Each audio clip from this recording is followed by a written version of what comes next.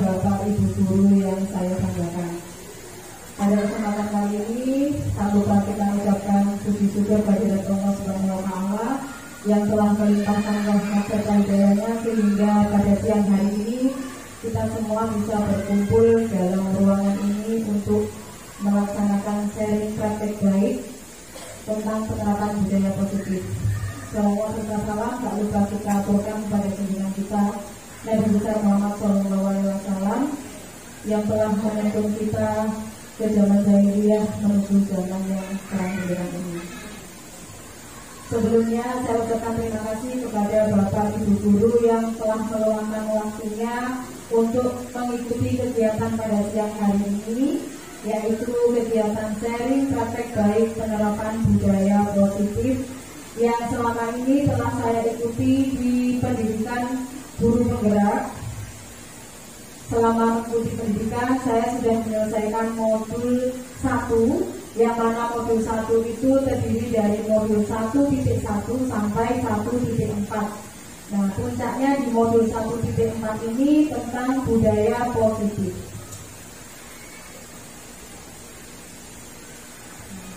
Sebelumnya, saya ucapkan selamat datang Bapak Ibu Guru hebat. Mari kita belajar bersama, berkolaborasi, saling mendukung dalam mewujudkan disiplin positif di sekolah kita tercinta, yaitu SDN Sawan 4.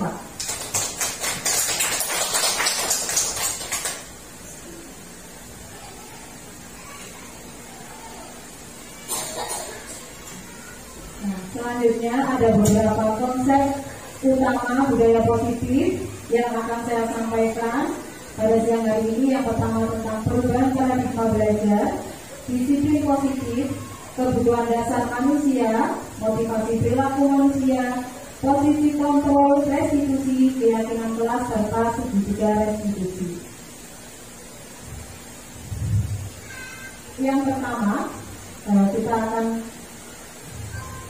melihat bahwa pembelajaran dengan paradigma baru, di mana pembelajaran dengan paradigma baru dirancang berdasarkan prinsip pembelajaran yang terdiferensiasi, sehingga setiap siswa bisa belajar sesuai dengan kebutuhannya dari tahap perkembangan untuk mewujudkan profil pelajar Pancasila yang saat ini sedang digembor-gemborkan di Kementerian di dunia pendidikan, bahwa tujuan pendidikan untuk membentuk siswa dengan profil pelajar Pancasila dengan beberapa dimensi, di antaranya ada dimensi beriman dan bertakwa pada Tuhan Yang Maha Esa, berkebinekaan global, gotong royong, kreatif, bernalar kritis, serta mandiri.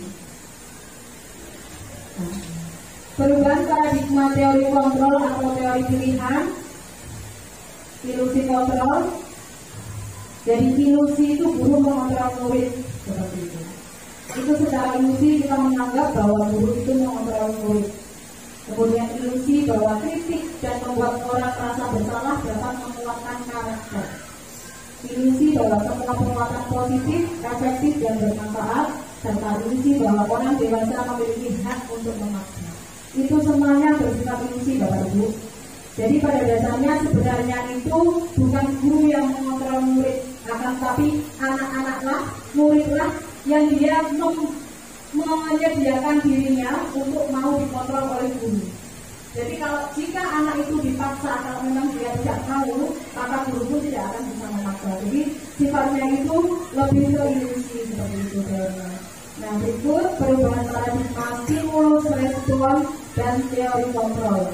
Siapa sesungguhnya yang memiliki kontrol? Teori yang pertama, stimulus respon. Stimulus itu kan sifatnya rangsangan ya Bapak Ibu, pancingan, rangsangan, sehingga dengan adanya stimulus baru akan direspon.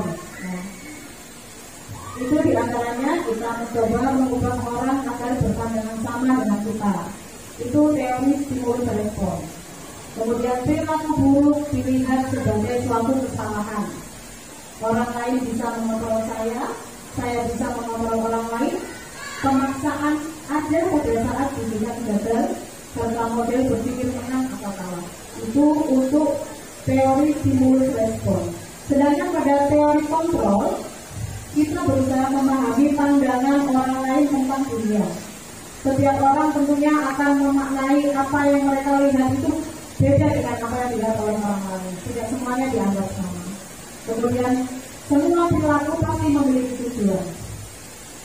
Baik yang dilakukan anak-anak kita saat di kelas, anak itu bersikap baik, anak itu yang kita anggap sebagai anak mungkin yang kurang baik, mereka pasti punya tujuan. Jadi kita tidak bisa serta-merta memandang bahwa hal yang buruk yang kita lihat itu sebagai suatu kesalahan. Kemudian hanya Anda yang bisa mengontrol diri Anda. Begitupun dengan murid. Muridlah yang bisa mengontrol diri murid, bukan bapak ibu guru. Seperti itu. Anda tidak bisa mengontrol orang lain.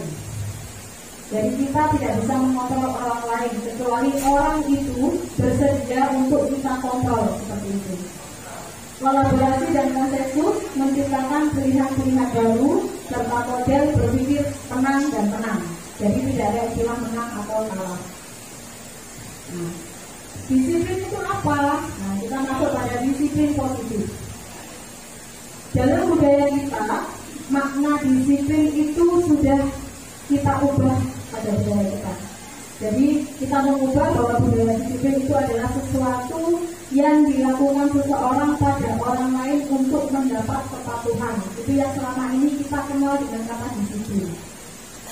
Jadi menghubungkan kata disiplin dengan ketidaknyamanan. Jadi kalau kesannya kita itu mendapat kepatuhan dari orang lain, otomatis ada sifat paksaan, ada sifat tekanan seperti itu. Jadi kita hubungkan kata disiplin itu dengan ketidaknyamanan. Seperti itu.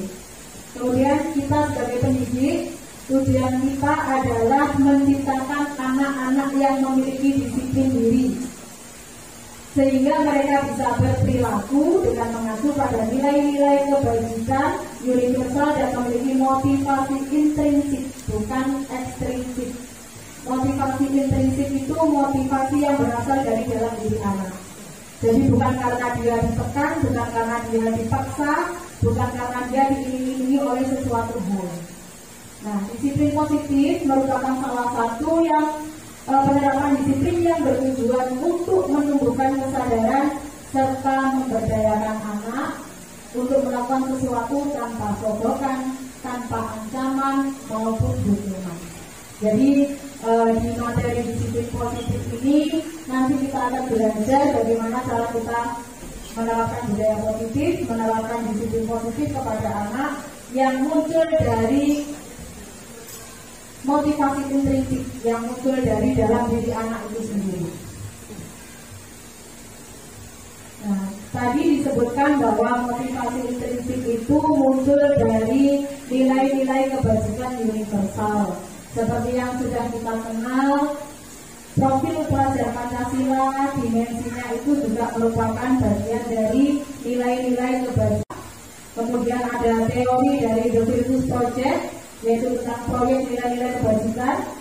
Ada banyak karakter-karakter yang baik. Berikut itu diantaranya ada peduli, rajin, integritas, rasa hormat, tanggung jawab, dan sebagainya. Jadi banyak teori-teori tentang nilai-nilai kebajikan.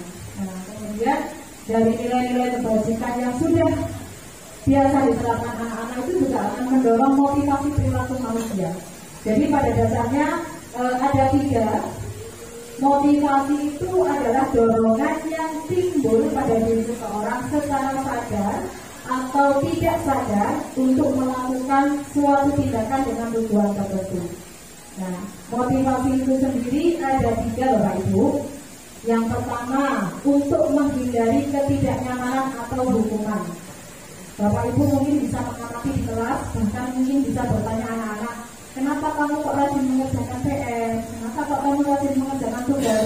Tapi ada yang menjawab, iya Bu, nanti kalau saya tidak mengerjakan, ya nanti saya dihukum. Nah, seperti itu. Jadi, motivasi yang pertama itu untuk menghindari ketidaknyamanan atau hukuman. Nah, kalau saya tidak mengerjakan, nanti apa yang terjadi pada saya? Seperti itu. Jadi itu masih masuk kategori motivasi eksternal. Jadi motivasi dari luar. Kemudian yang kedua, motivasi untuk mendapatkan imbalan dari orang lain atau institusi. Misalnya kalau kita sudah di dunia kerja. Nah, apa yang akan saya dapatkan apabila saya melakukannya? Nah, kita biasanya mengenal istilah, kalau kita minta tolong ada jawaban wani biro seperti itu. Nah, itu kan ada motivasi, tapi motivasinya masih dari luar, yang kita kenal dengan motivasi eksternal. Masih karena ada sesuatu yang diharapkan, ada sesuatu imbalan yang kita inginkan, seperti itu. Nah, yang ketiga itu untuk menghargai diri sendiri. Saya akan menjadi orang seperti apa bila saya melakukannya. Nah, itu masuk motivasi internal. Motivasi internal itu tumbuh dalam dirinya sendiri. Kalau saya melakukan suatu hal, itu tujuannya untuk menghargai diri saya sendiri, untuk menghargai orang lain. Nah, motivasi nomor 3 inilah yang nanti akan mendukung tujuan disiplin positif. Jadi tujuan disiplin positif salah satunya adalah untuk memunculkan motivasi intrinsik. Jadi motivasi dalam diri anak, supaya anak ketika melakukan sesuatu hal itu bukan karena ancaman, bukan karena paksaan, atau bahkan bukan karena suatu imbalan seperti itu. Jadi memang karena sesuatu hal yang sudah dia ingin, baik untuk dirinya dan baik untuk orang lain. Kemudian ini ada beberapa contoh bentuk program kebajikan, contoh apresiasi. Dalam memberikan apresiasi atau pengakuan ada beberapa hal yang diingat. Bapak Ibu guru kalau misalnya ingin memberikan apresiasi kepada anak-anak, yang pertama beri pengakuan secara khusus, kemudian beri pengakuan secara pribadi, dan jangan lupa beri pengakuan kepada semua murid secara bergantian. Terus beri pengakuan secara konsisten serta fokus pada proses. Jadi kalau kita di kelas itu ada beberapa yang fokusnya pada nilai-nilai seperti itu. Padahal di dalam kelas itu kan proses belajarnya anak macam-macam sesuai dengan kebutuhan belajar anak, gaya belajar anak. Ada anak yang sifatnya gaya belajarnya audio, visual, dan kinestetik. Nah, jadi kita fokus pada prosesnya. Kalau kita ingin memberi pengakuan, sebisa mungkin setiap anak ada masanya kita beri pengakuan, kita beri apresiasi. Entah itu dalam hal mungkin karakternya, entah itu akademiknya, tapi anak-anak itu ada punya nilai positif dalam dirinya. Jadi sebisa mungkin kita sebagai bapak ibu guru bisa memberikan apresiasi kepada anak-anak itu secara bergiliran. Biar tidak ada muncul rasa rendah diri.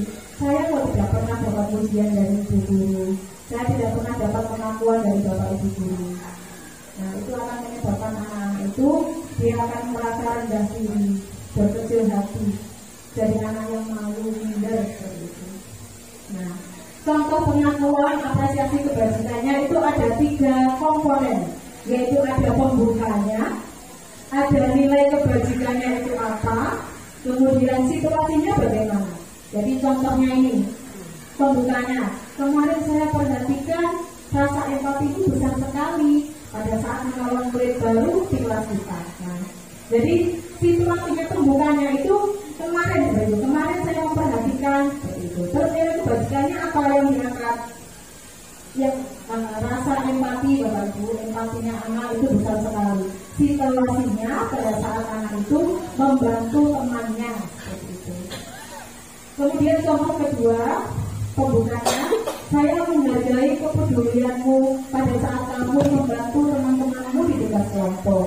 Nah, jadi ada kata-kata pembuka, kemudian nilai kebajikannya itu apa? Sesuai yang tadi di awal sudah kita lihat ada beberapa nilai-nilai kebajikan universal, Bapak Ibu. Kemudian situasinya apa? Jadi pasti setiap anak akan mengalami hal-hal yang baik, pasti akan mengalami proses di mana anak itu sedang melaksanakan nilai kebajikannya itu, tergantung situasinya di mana dan kapan. Kemudian konsep disiplin itu ada konsep disiplin dengan identitas gagal dan ada juga dengan identitas sukses. Nah, yang pertama kita akan mengulas tentang identitas gagal. Di sini ada hukuman dan penghargaan. Kenapa penghargaan kok masuk identitas gagal ya? Nah, hukuman itu kan, yang namanya hukuman itu kan sifatnya menyakitkan gitu Bapak Ibu. Baik itu hukuman fisik, baik itu hukuman secara verbal, itu semuanya pasti akan menyakitkan, entah itu secara fisik maupun secara psikologisnya. Kemudian dengan adanya hukuman, anak-anak pasti akan merasa tidak nyaman. Anak-anak yang sering dihukum lama-kelamaan, anak itu pasti akan merasakan rasa takut. Nah, kemudian rasa memaksa, kemudian kalau dia melakukan kesalahan karena takut dihukum, akhirnya mereka akan menyembunyikan kesalahannya. Dan pada akhirnya kalau anak itu merasa kurang dan selalu dihukum, dia akan menjadi anak yang merasa rendah diri. Seperti itu contoh identitas gagal dengan cara hukuman. Selanjutnya, kenapa penghargaan kok masuk kategori identitas gagal? Bahwa pada dasarnya penghargaan itu tidak efektif, terus merusak hubungan atau membuat iri. Bapak ibu biasanya kalau memberi hadiah kepada salah satu anak, pasti lainnya kan gini, loh kok itu saja, saya kan tidak pernah. Nah seperti itu pasti akan menimbulkan rasa iri. Apalagi kalau anak yang mendapat hadiah itu anak itu terus, itu pasti akan terjadi kesenjangan di antara teman-temannya. Jadi akan menimbulkan rasa iri. Kemudian akan mematikan kreativitas. Biasanya anak berdasarkan penelitian, di situ ada yang menyebutkan bahwa hadiah itu bisa mematikan kreativitas. Jadi anak yang diberi hadiah dengan anak yang tidak diberi hadiah, biasanya kreativitasnya akan lebih tinggi anak yang tidak diberi hadiah. Itu ada penelitian. Kemudian menghukum dengan sistem ranking. Mungkin dari pihak kementerian, ya dari dinas pendidikan, itu kenapa ranking kok diulangkan di kurikulum yang sebelumnya di 2013 termasuk saat ini? Karena jika anak itu sebelumnya mendapat ranking, kemudian di semester berikutnya atau di tahun berikutnya anak itu tidak mendapat ranking, apa yang dirasakan Bapak Ibu? Pasti akan ada rasa kecewa. Nah, benar. Jadi menghukum dengan sistem ranking, itu kan ranking itu kan kategori penghargaan di Bapak Ibu. Tapi pada dasarnya ranking itu akan menghukum anak. Anak akan merasa terhukum jikalau yang rankingnya, yang misalnya dia ranking 1 tidak bisa dia pertahankan. Jadi penghargaannya bisa menghukum dia. Kemudian juga merasa hak menghargai hak anak untuk menghargai dirinya sendiri. Identitas sukses ada dua hal, yang pertama konsekuensi, yang kedua adalah restitusi. Kalau hukuman, mungkin kalau yang saya pelajari hukuman itu kan lebih sifatnya itu memaksa ya, mungkin lebih ke hukuman tindakan fisik atau secara verbal. Tapi kalau konsekuensi itu lebih akibat dari apa yang dia lakukan. Ini masuk identitas sukses, tapi mungkin masih belum maksimal, masih akan dimaksimalkan ketika pada bagian restitusi. Jadi konsekuensi itu bisa menjadi penguatan tapi jangka pendek. Kemudian kalau kita memberi konsekuensi, jadi misalnya gini, kita memiliki murid tidak mengerjakan PR. Kita sudah membuat perjanjian di kelas, konsekuensinya kalau tidak mengerjakan PR, nanti di jam istirahat harus mengerjakan PR. Seperti itu kan, di jam istirahat harus dikerjakan. Nah, akhirnya kalau anak-anak itu melakukan konsekuensi apa yang sudah disepakati, mau tidak mau bapak ibu guru harus memonitoring. Kan tidak mungkin kita memberi tugas anak-anak di kelas kemudian kita meninggalkannya. Jadi sebenarnya masih kurang efektif juga. Kemudian stimulus dan respon. Jadi dengan adanya stimulus baru akan direspon. Kalau konsekuensi seperti itu. Kalau ada umpan balik, kalau ada dorongan, baru akan direspon oleh anak. Terus yang keempat, murid menghormati peraturan. Yang kelima, kehilangan waktu untuk merenungi kesalahan. Kenapa seperti itu? Karena konsekuensi itu kan dibuat bersama-sama, sudah disepakati. Kadang tidak memikirkan alasan kenapa anak berbuat seperti itu. Jadi kita memukul rata, akhirnya anak tidak bisa merenungi kesalahannya apa, seperti itu. Nah, kita masuk pada restitusi. Restitusi di sini tujuannya murid bertanggung jawab akan perilakunya. Jadi kalau murid itu misalnya telat berangkat sekolah, kita restitusi, kita tanya alasannya kenapa, kita akan bantu untuk mencari solusi ke depannya supaya tidak terulang kembali. Itu kalau restitusi. Kemudian fokus pada pemecahan masalah jangka panjang. Kemudian murid akan menghormati dirinya dan orang lain. Murid menghormati dirinya dan orang lain. karena murid diajak untuk memecahkan masalah yang dia hadapi atau kesalahan yang dia lakukan. Terus murid sebagai pemegang kontrol dirinya sendiri, dan murid akan merasa bersemangat untuk memperbaiki kesalahannya karena murid diajak komunikasi, murid diajak berkolaborasi.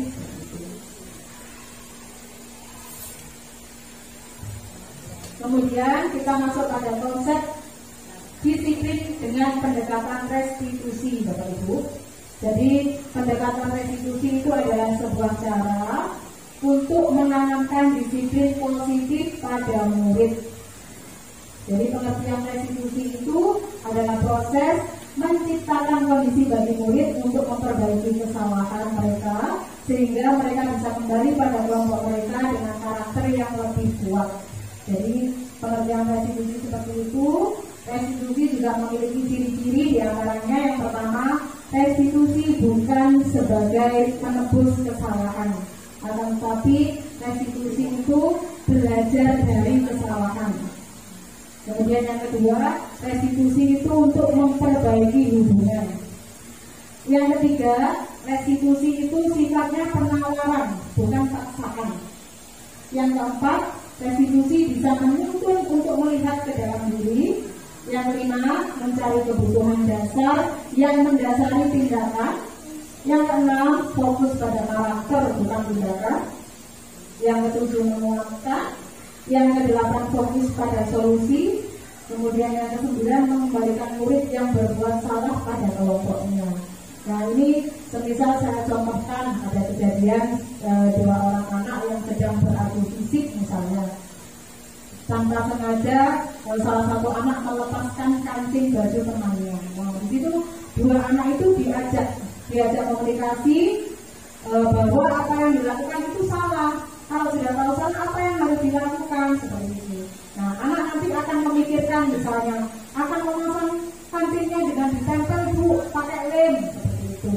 Terus ada juga, nah akhirnya diajak komunikasi, bapak ibu guru juga membimbing, menuntun anak untuk mencari solusinya sehingga tercetuslah misalnya bapak ibu guru, gimana kalau kancingnya kamu jahit saja seperti itu. Loh bu, saya kan nggak bisa jahit.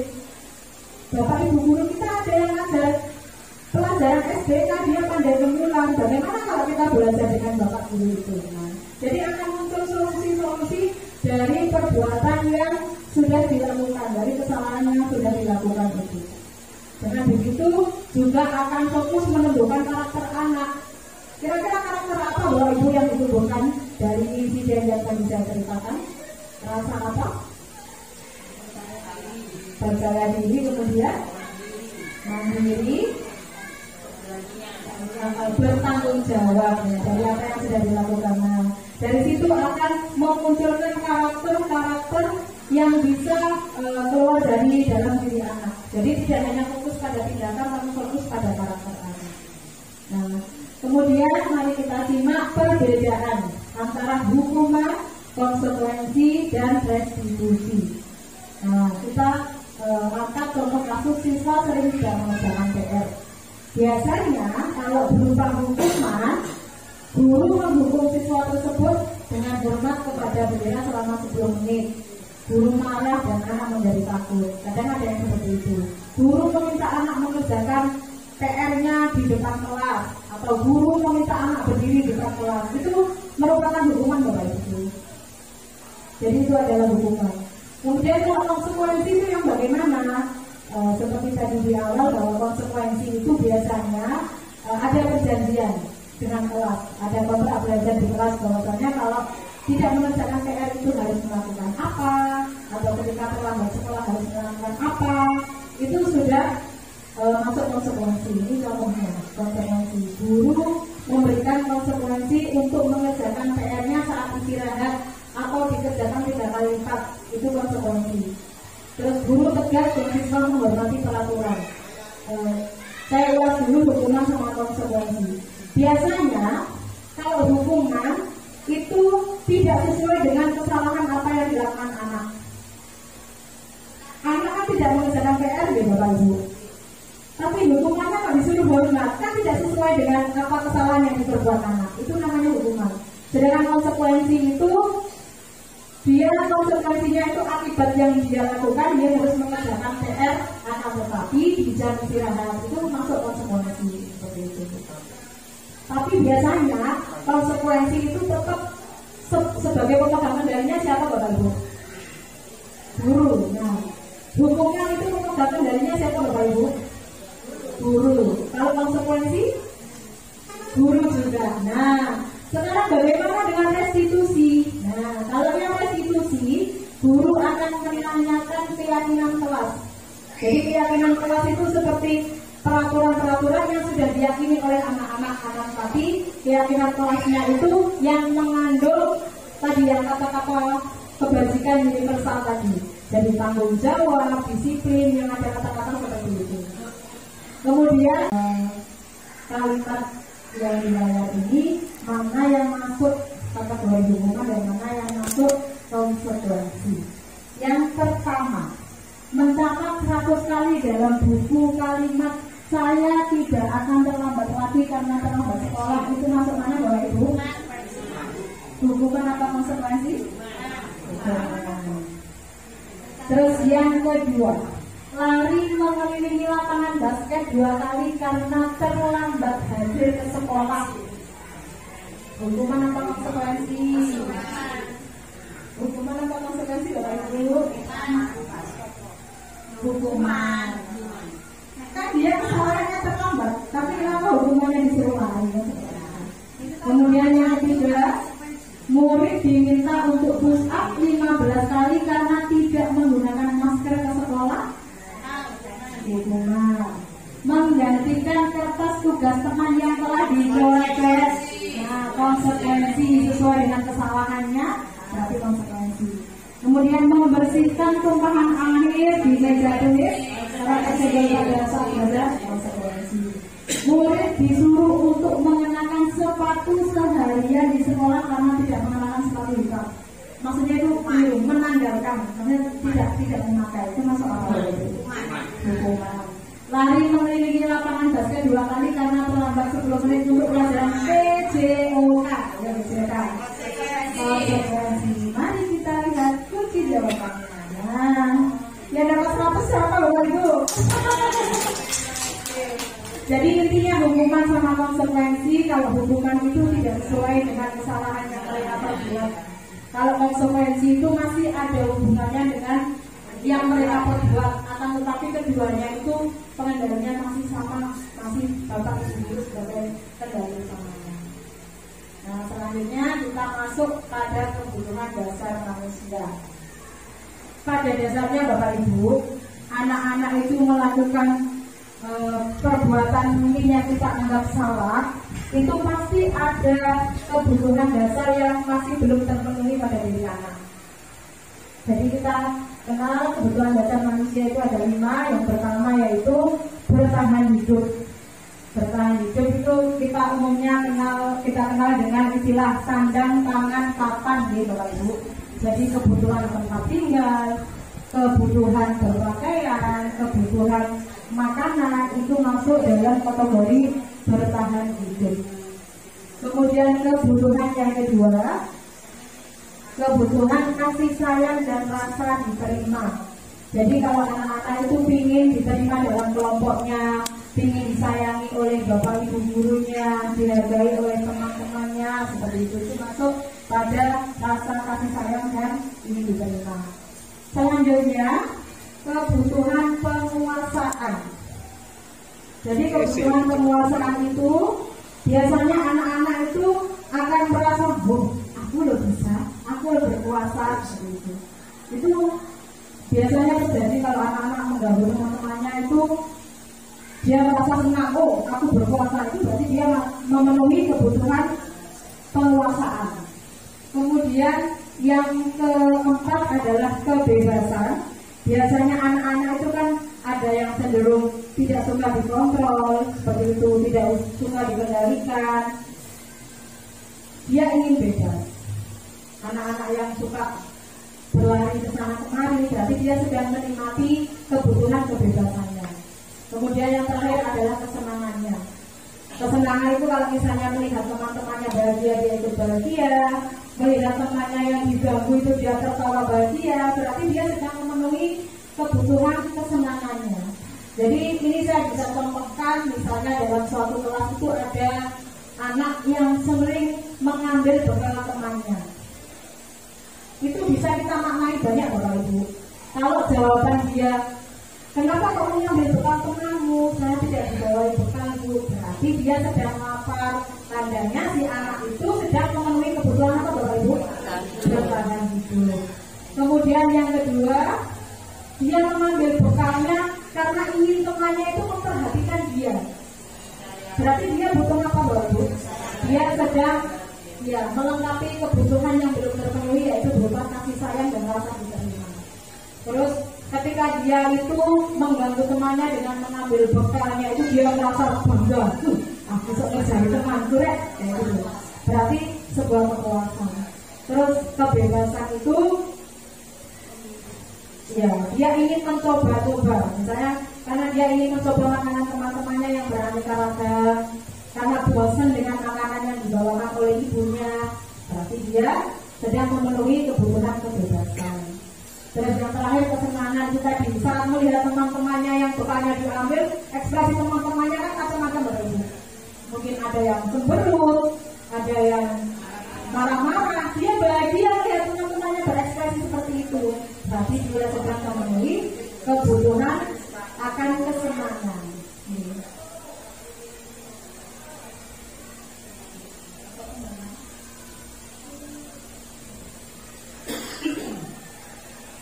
Jadi intinya itu pada dasarnya apa yang dilakukan anak itu sebenarnya ada kebutuhan dasar yang belum terpenuhi. Bapak Ibu pasti di dalam kelasnya ada beberapa anak yang hobinya itu cari perhatian di kelas, suka mengganggu temannya. Ketika temannya tertarik untuk melihat dia akan tertawa bahagia. Nah berarti anak itu sebenarnya dia sedang butuh perhatian. Mungkin di rumah tidak terpenuhi, jadi dia meluapkan kebutuhan itu saat di sekolah. Nah selanjutnya kita masuk pada keyakinan kelas, Bapak Ibu. Mengapa kok tidak peraturan? Kenapa harus keyakinan kelas? Kita coba ulasan yang pertama, ilustrasi yang pertama. Mengapa kita memiliki peraturan harus menggunakan helm dalam mengendarai kendaraan roda dua? Kenapa Bapak Ibu harus pakai helm kalau pakai motor? Bapak Ibu kenapa kok pakai helm? Biar tidak ditilang. Biar tidak ditilang. Tandanya Pak Oki sedang apa? Pak Oki sedang mengikuti peraturan, ya kan gitu. Peraturan supaya tidak ditilang. Kalau Bu Sutina supaya aman. Jadi tanpa disuruh, tanpa adanya peraturan bahwa kalau kita naik kendaraan bermotor kalau pakai helm, insya Allah kita akan aman, kita akan selamat. Itu berarti apa? Sesuatu yang diyakini atau karena ada peraturan? Sesuatu yang diyakini bahwa kita kalau pakai helm, insya Allah kita akan aman, akan selamat. Kalau Pak Oki karena ada peraturan, nah itu. Kemudian yang kedua, mengapa kita memiliki peraturan 3M? Menggunakan masker, mencuci tangan, dan menjaga jarak 1,5 meter. Ayo, kenapa? Apa karena takut kena denda 250? Kalau takut kena denda berarti masih karena peraturan. Tapi kalau karena keselamatan, kesehatan, tandanya sudah meyakini kalau pakai masker itu bisa menjaga kita dari segala macam virus.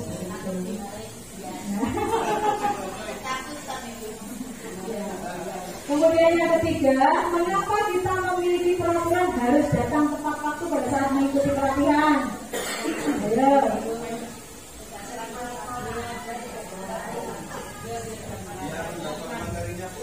Biar mendapat materinya full, berarti keyakinan. Ayo. Biar tidak malu itu berarti peraturan. Ya, jadi itu alasannya kenapa kok tidak peraturan, kenapa kok harus keyakinan? Kalau keyakinan itu motivasinya dari mana Bapak Ibu? Dari dalam diri sendiri. Tapi kalau peraturan itu motivasinya motivasi eksternal, masih dari luar, karena ada tekanan, karena ada tuntutan. Tapi kalau yang internal berarti sesuatu hal yang sudah diyakini dalam diri, kesadaran, betul. Jadi untuk mendukung motivasi intrinsik, kembali ke nilai-nilai keyakinan tadi, lebih menggerakkan seseorang dibandingkan mengikuti serangkaian peraturan-peraturan.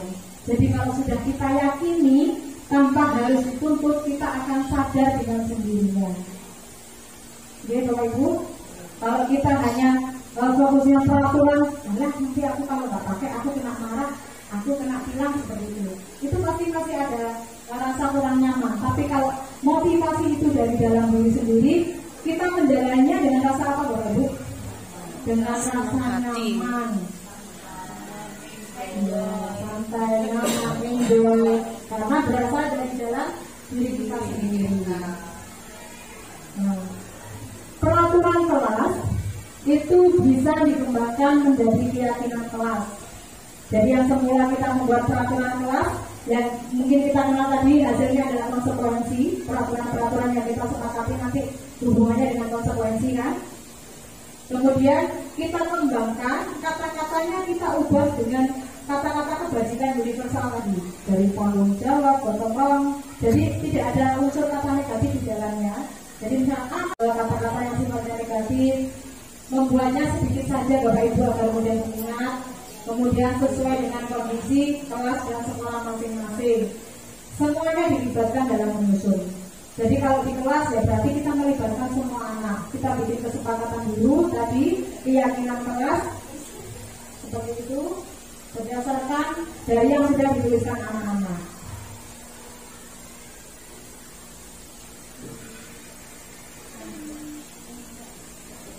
Nah ini kalau setelah kita membuat peraturan misalnya, selalu kembalikan buku ke tempatnya. Berarti keyakinan kelasnya apa Bapak Ibu? Tanggung jawab yang ditekankan. Keyakinan kelasnya tanggung jawab. Dilarang mengganggu orang lain. Keyakinannya menghormati orang lain. Jadi Bapak Ibu bisa bandingkan antara peraturan dengan keyakinan.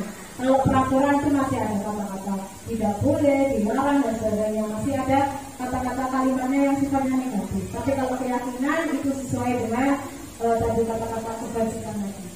Kemudian dilarang melakukan kekerasan misalnya, itu keselamatan atau menghormati orang lain.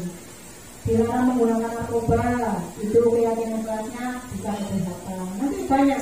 Jadi kesehatan itu kan nanti banyak macamnya Bapak Ibu. Dengan kita membuat keyakinan kelas kesehatan itu bisa juga tentang pelarangan penggunaan narkoba, bisa juga nanti tentang mengkonsumsi makanan-makanan yang sehat dan bergizi. Jadi itu masuk semua di dalam satu keyakinan kelas itu. Nah ini contoh kesepakatan kelas. Nah ini yang ini lebih fokusnya ini. Kami guru dan murid yang saling menyayangi. Berarti tidak boleh mengganggu, tidak boleh saat pelajaran ganggu gurunya, tidak boleh mengganggu temannya, tidak boleh memukul temannya. Itu nanti mencakup dalam satu kalimat itu bisa menyangkut banyak hal. Itu kalau kita membuat kesepakatan kelas dan keyakinan kelas. Kami murid yang semangat belajar. Kami murid yang peduli dengan teman-teman. Nah, banyak. Itu dari satu kalimat ini bisa dijabarkan untuk beberapa hal. Nah, selanjutnya tadi kita sudah mengenal posisi, sudah mengenal kebutuhan dasar murid ya Bapak Ibu. Bahwa kebutuhan dasar manusia itu ada 5 tadi.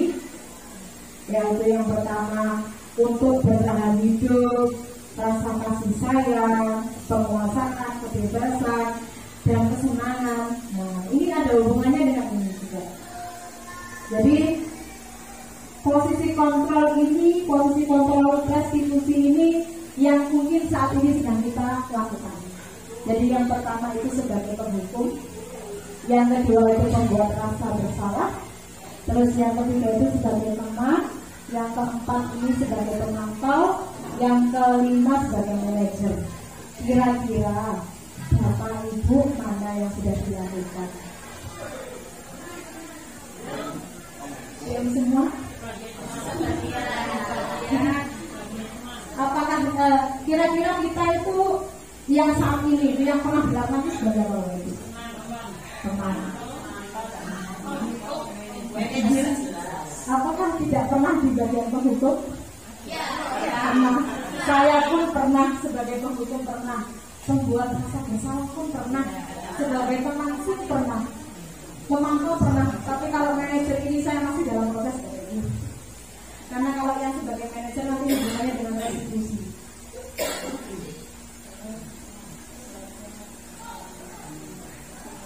Kita ulas yang pertama. Jadi sebagai penghukum itu seorang penghukum bisa menggunakan hukuman fisik maupun verbal. Orang yang menjelaskan posisi penghukum biasanya akan mengatakan hal-hal yang kurang baik ya. Misalnya gini, patuh ya Tuhan saya atau awas, ada ancaman. Kamu selalu saja salah. Nah, itu masuk kategori penghukum Bapak Ibu. Nah, seperti itu. Nah, biasanya anak-anak pada kondisi seperti ini, kalau murid kita beri hukuman, kira-kira apa yang dirasakan? Kecewa. Pasti ada juga yang rasa sakit hati, mangko istilahnya ya. Ada yang takut, ada yang marah, ada yang kecewa seperti itu. Nah, itu. Nah, biasanya kalau menghukum seperti ini. Kemudian yang kedua, pembuat rasa bersalah. Bapak Ibu pernah nggak mendekati anak saya ini?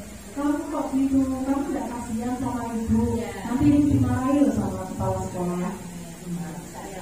Itu masuk dalam kategori pembuat rasa bersalah Bapak Ibu. Asal Bapak Ibu tahu, sebenarnya pembuat rasa bersalah itu justru efeknya lebih buruk daripada penghukum. Kalau yang penghukum tadi terkesan anak itu marah, gitu kan, sakit hati sama guru. Tapi kalau yang pembuat rasa bersalah itu bisa berdampak anak itu merasa kurang percaya diri. Jadi anak yang minder karena dia merasa, loh ternyata aku sudah mengecewakan orang. Jadi akhirnya anak itu timbul rasa kurang percaya dirinya. Dampaknya ini lebih buruk Bapak Ibu dari yang tadi sebagai penghukum. Betul, begitu. Nah, selanjutnya sebagai teman. Sebagai teman ini, murid akan merasa akrab dengan Bapak Ibu gurunya.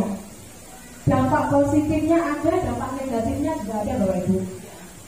Nah, kalau dampak positifnya jelas kita akan lebih mengenal anak, kita lebih akrab dengan anak. Tapi dampak negatifnya, ketika posisi kita sebagai seorang guru yang dianggap teman tadi misalnya tidak bisa hadir, dan guru yang menggantikan itu tidak bisa memposisikan seperti guru yang selama ini mengajar, anak-anak juga tidak akan bisa nurut dengan guru yang menggantikan itu tadi. Karena guru yang diharapkan tidak sesuai dengan guru yang selama ini mengajar di kelas. Jadi meskipun sebagai teman, itu juga ada dampak positifnya, ada negatifnya. Tapi yang paling buruk tadi Bapak Ibu, kalau kita sebagai penghukum dan sebagai pembuat rasa bersalah. Selanjutnya sebagai pemantau. Kalau sebagai pemantau, tadi kita sudah membahas tentang konsekuensi, bahwa konsekuensi itu ada karena sebab dan akibat seperti itu ya Bapak Ibu yang sudah disepakati bersama. Pemantau ini biasanya dia akan menjalankan sesuai dengan peraturan yang ada.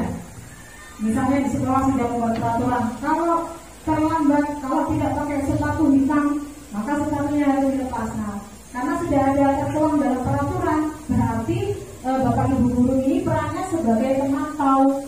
Nah, pemantau ini karena menjalankan apa yang sudah menjadi kesepakatan. Nah, seperti itu.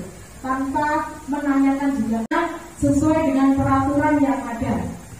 Misalnya di sekolah sudah membuat peraturan, kalau terlambat, kalau tidak pakai sepatu hitam, maka sepatunya harus dilepas. Nah, karena sudah ada tertuang dalam peraturan, berarti Bapak Ibu guru ini perannya sebagai pemantau. Nah, pemantau ini karena menjalankan apa yang sudah menjadi kesepakatan. Nah, seperti itu. Tanpa menanyakan juga kenapa kok tidak pakai sepatu hitam. Nah, yang terakhir itu posisi sebagai manajer. Nah, posisi sebagai manajer di sini Bapak Ibu guru akan bersama murid akan menyelesaikan masalah yang dihadapi oleh murid, akan mempersilahkan murid untuk mempertanggungjawabkan perilakunya, seperti yang tadi saya gambarkan contoh dua orang anak yang sedang beradu fisik, kemudian ada kancing baju temannya lepas, apa yang harus dilakukannya yaitu dengan menjahitnya dengan cara belajar dulu dengan bapak ibu guru baru dia menjahitnya. Nah, itu berarti posisi bapak ibu guru sebagai manajer, karena di sini bapak ibu guru mempersilahkan murid untuk mempertanggungjawabkan perilakunya, mendukung murid agar bisa mendapatkan solusi atas permasalahannya sendiri, dan seorang manajer sudah memiliki keterampilan di posisi teman maupun pemantau. Jadi untuk mencapai posisi manajer, tentunya bapak ibu guru sudah melewati proses sebagai posisi kontrol teman dan sebagai posisi kontrol pemantau. Nah, biasanya anak-anak ini akan merasa senang karena dia merasa diajak berkomunikasi, diajak untuk menghargai dirinya sendiri. Dengan mengeluarkan kesalahan, dia diberi kesempatan untuk memperbaiki kesalahan yang telah diperbuat. Jadi arah kita Bapak Ibu, kita diarahkan agar bisa menempatkan posisi kita sebagai control manager. Jadi seorang guru yang bisa membantu anak-anak untuk menuntun anak untuk membantu atau mencari masalah-masalah yang dihadapi anak.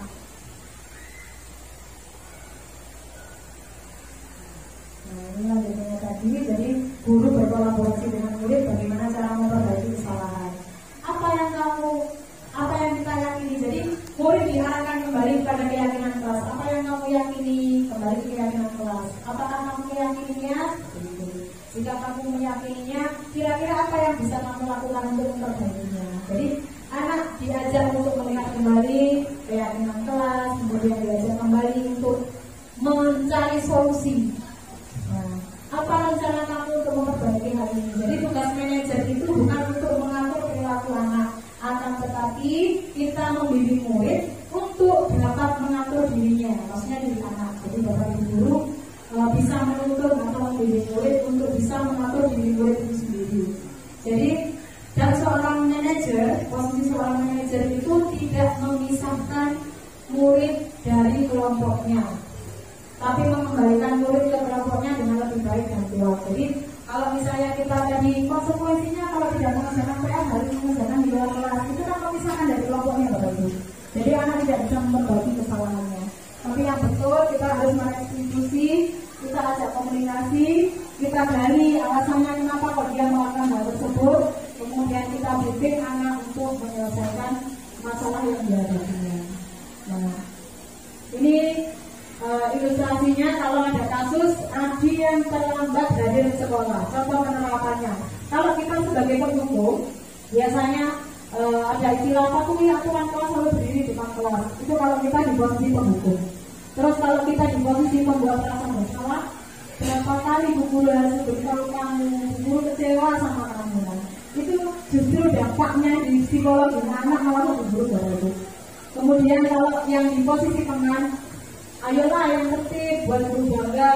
Kali ini tidak apa-apa kamu salah. Jadi tutur bahasanya pun juga santai yang disampaikan. Kalau di posisi pemantau, kamu sudah melanggar apa aturan dan konsekuensinya. Jadi anak diajak untuk mengingat aturan apa yang harus dikerjakan kalau dia melanggar. Akan tetapi kalau pada posisi manajer, apa kamu tahu kesalahanmu? Kira-kira bagaimana kamu akan memperbaiki kesalahan ini? Nah, jadi anak diminta untuk memperbaiki kesalahannya dengan diajak berkomunikasi. Nah, untuk menerapkan posisi control manager, kita harus bisa menjalankan segitiga restitusi Bapak Ibu. Jadi segitiga restitusi itu komponennya ada 3. Yang pertama itu menstabilkan identitas, yang kedua validasi tindakan yang salah, kemudian yang ketiga itu menanyakan keyakinan.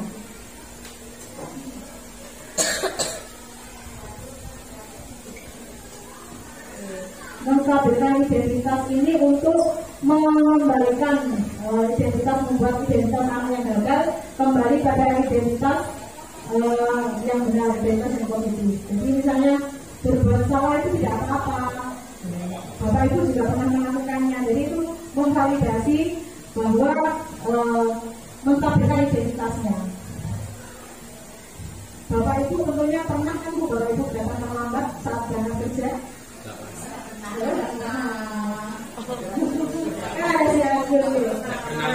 Kadang mungkin sesekali kita pernah terlambat, kemudian ada murid kita terlambat. Kita bisa menstabilkan identitasnya. Kita validasi bahwa identitas bahwa perilaku yang dilakukannya datang terlambat itu salah. Tapi jangan salah, Bapak Ibu juga pernah melakukannya. Jadi gitu, kita beritahu bahwa yang dilakukan itu salah. Akan tetapi semua orang juga pernah melakukannya. Biar anak itu tidak merasa rendah diri. Gitu. Kemudian kita validasi tindakan yang salah. Kamu bisa saja kan melakukan hal yang lebih buruk, tapi kamu tidak melakukannya. Jadi misalnya ada anak yang tidak mengerjakan PR itu tadi, akan tetapi dia tidak datang terlambat. Itu kan sudah ada nilai positifnya. Dia melakukan kesalahan tidak mengerjakan PR, tapi dia tidak datang terlambat. Itu juga salah satu nilai positif. Itu masuk validasi tindakan yang salah. Artinya dia Bapak Ibu guru menyebutkan bahwa yang dilakukan itu salah. Akan tetapi kamu sudah melakukan hal yang baik hari ini karena tidak datang terlambat. Jadi validasi tindakan yang salah membantu murid mengenali kebutuhan dasar yang ingin dipenuhi ketika melakukan kesalahan. Terus ditanyai, kamu pasti punya alasan kenapa kok melakukan kesalahan. Nah itu untuk validasi tindakan yang salah. Jadi ditanya alasannya, kenapa kok terlambat. Jadi Bapak Ibu, kita sebagai guru tidak boleh serta-merta terlambat. Kamu terlambat setiap hari, ayo berdiri di depan. Mungkin kalau Bapak Ibu guru sering melihat tayangan-tayangan kisah-kisah inspiratif di YouTube, ada kasus yang itu anak Arab atau apa itu yang setiap hari datang terlambat, ternyata setelah ditelusuri sama gurunya bahwa sepatu yang digunakan itu bergantian Bapak Ibu. Hal-hal seperti itu yang harus kita lakukan. Jadi kita memvalidasi tindakan yang salah itu. Karena apa? Anak diajak komunikasi Bapak Ibu. Ini berarti kayaknya PR-nya ada mimpi ya. Kenapa ini setiap hari kok terlambat? Nah, kemudian kita kembalikan ke keyakinan kelas yang sudah disepakati. Nah, apa nilai yang kita percaya di kelas? Kayak kita harus dapat terlambat buat ibu. Nilai universal apa yang sudah kita sepakati? Seperti itu. Jadi pertama itu kita validasi tindakannya. Kemudian habis divalidasi, yang pertama kita menstabilkan identitas tadi bahwa melakukan kesalahan itu tidak apa-apa karena tidak semua orang sempurna. Jadi biar anak itu tidak merasa rendah diri, tidak merasa ketakutan seperti itu. Kemudian yang kedua tadi adalah validasi tindakan yang salah. Jadi kenapa kalau dia melakukan kesalahan itu ditanyakan Bapak Ibu. Jadi kita tidak serta-merta langsung memberi hukuman, itu tidak boleh, tidak diperkenankan. Kemudian kita tanyakan kembali keyakinan kelas yang sudah disepakati bersama. Kan karena dia tadi datang terlambat, kenapa kalau datang terlambat? Padahal keyakinan kelasnya sudah dibuat harus datang tanggung jawab dengan datang tepat waktu misalnya. Nah, ini contoh restitusi yang saya lakukan. Di sini kasusnya saat saya membuka pelajaran, ada anak yang sibuk sendiri mengerjakan tugasnya. Ini ilustrasi ya Bapak Ibu. Nah, yang lainnya sibuk mendengarkan Bapak Ibu gurunya, ternyata ada satu anak yang dia sibuk mengerjakan PR. Nah, di sini tidak serta-merta gurunya memberi hukuman. Kenapa Pak? Koleksinya? Nah ini kita lakukan segitiga restitusi tadi, yang 3 hal tadi. Saya soalnya nggak dengar ya, nggak pernah ada segitiga. Jadi kita tanya kenapa kok terlambat? Kenapa kok tidak mengerjakan PR? Akhirnya kan anak bisa mengungkapkan bahwa dia tidak mengerjakan PR karena mengisi acara Maulid Nabi sampai malam, terus dia kecapean tidur sampai pagi. Kemudian dia berangkat ke sekolah pagi-pagi dan menyelesaikan tugasnya seperti itu. Jadi kita memvalidasi bahwa hal yang dilakukannya itu salah. Akan tetapi dia juga melakukan hal yang baik dengan tidak datang terlambat. Nah, terus kira-kira apa yang harus dilakukan? Nah, kenapa dia kok melakukan kesalahan? Tapi punya alasan, dia menjelaskan. Kalau dia sudah tahu alasannya apa, kemudian kita ajak komunikasi. Kira-kira apa yang dilakukan ke depannya supaya kesalahan itu tidak terulang kembali. Nah, seperti itu Bapak Ibu. Kurang lebih ceritanya seperti itu. Ini standar kepribadian profesional dan sosial yang baik, di mana guru mampu merefleksikan pada posisi kontrolnya saat ini. Bagaimana perjalanan dirinya sebagai seorang among. Seorang among di sini kita diharapkan sebagai posisi manajer, kontrol manajer yang menuntut murid menjadi insan yang mandiri, merdeka dan bertanggung jawab. Ini menurut standar pendidikan nasional. Jadi Bapak Ibu, harapannya setelah kegiatan ini kita semua bisa menempatkan diri sebagai posisi kontrol manajer anak-anak dan menggunakan segitiga restitusi untuk menyelesaikan masalah-masalah yang dihadapi anak-anak. Jadi anak itu akan merasa dihargai kalau diajak ngomong Bapak Ibu. Kita kalau tanpa mendengar alasannya langsung kita merayu, pasti anak itu akan mengulang kembali kesalahannya. Karena ada rasa sakit di dalam hatinya, dia pasti akan mengulang kembali. Tapi kalau anak itu kita dekati, kita ajak ngomong baik-baik, kita dengarkan alasannya kenapa dia seperti itu, kemudian kita paham bahwa ternyata ada kebutuhan dasar tadi yang belum terpenuhi pada dirinya, kita bisa pelan-pelan bisa memperbaiki. Insya Allah kedepannya nanti anak didik kita bisa menjadi anak-anak yang berguna bagi nusa dan bangsa dan dunia. Tepuk tangan untuk kita semua. Nah, semoga sesi belajar kita hari ini bisa membawa manfaat sehingga dapat mewujudkan profil pelajar Pancasila. Salam merdeka belajar. Terima kasih Bapak Ibu.